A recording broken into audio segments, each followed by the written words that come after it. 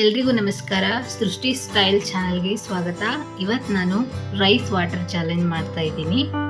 ನನ್ನ ಸ್ಕಿನ್ನಲ್ಲಿ 1 ಡೇಯಿಂದ 7 ಡೇವರೆಗೂ ಯಾವ ರೀತಿ ಚೇಂಜಸ್ ಕಾಣುತ್ತೆ, ಹಾಗೆ ಯಾವ ರೀತಿ ಗ್ಲೋ ಇರುತ್ತೆ ಅಂತ ನೀವೇ ನೋಡ್ಬೋದು.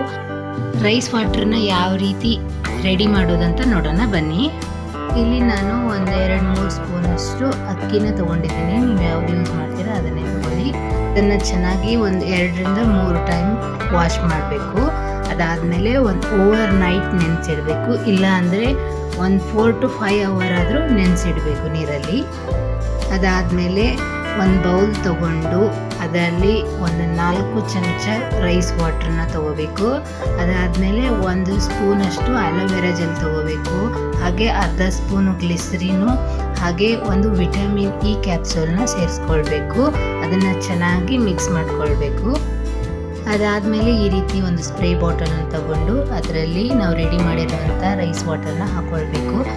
ಡೇಯಲ್ಲಿ 2 ಟೈಮ್ ಯೂಸ್ ಮಾಡ್ಬೋದು. ನನ್ನ ಸ್ಕಿನ್ನಲ್ಲಿ ಯಾವ ರೀತಿ ಚೇಂಜಸ್ ಕಂಡಿದೆ ಅಂತ ನೀವೇ ಮುಂದೆ ನೋಡ್ಬೋದು. ಫಸ್ಟ್ ಡೇ ನೋಡಿ ನನ್ನ ಸ್ಕಿನ್ ಈ ರೀತಿ ಡಲ್ ಆಗಿತ್ತು. ಅದಾದಮೇಲೆ ರೈಸ್ ವಾಟರ್ನ ಸ್ಪ್ರೇ ಮಾಡೋದ್ರಿಂದ ನೋಡಿ ನನ್ನ ಸ್ಕಿನ್ ಯಾವ ರೀತಿ ಗ್ಲೋ ಆಗ್ತಿದೆ ಅಂತ. ಇದು 5 ಡೇಸು. ಅದಾದಮೇಲೆ ಇದು ನೋಡಿ 7 ಡೇಸ್ಗೆ ಯಾವ ರೀತಿ ಚೇಂಜಸ್ ಕಂಡಿದೆ ಅಂತ. ಸ್ಕಿನ್ನಲ್ಲಿ ತುಂಬ ಚೇಂಜಸ್ ಕಾಣ್ತೀರಾ. ಒಂದ್ಸಲ ಟ್ರೈ ಮಾಡಿ ನೋಡಿ.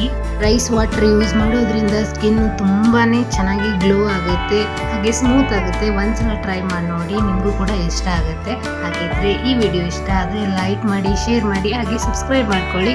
ಮತ್ತೆ ಮುಂದಿನ ವಿಡಿಯೋದಲ್ಲಿ ಸಿಗ್ತೀನಿ. ಅಲ್ಲಿವರೆಗೂ ಧನ್ಯವಾದಗಳು.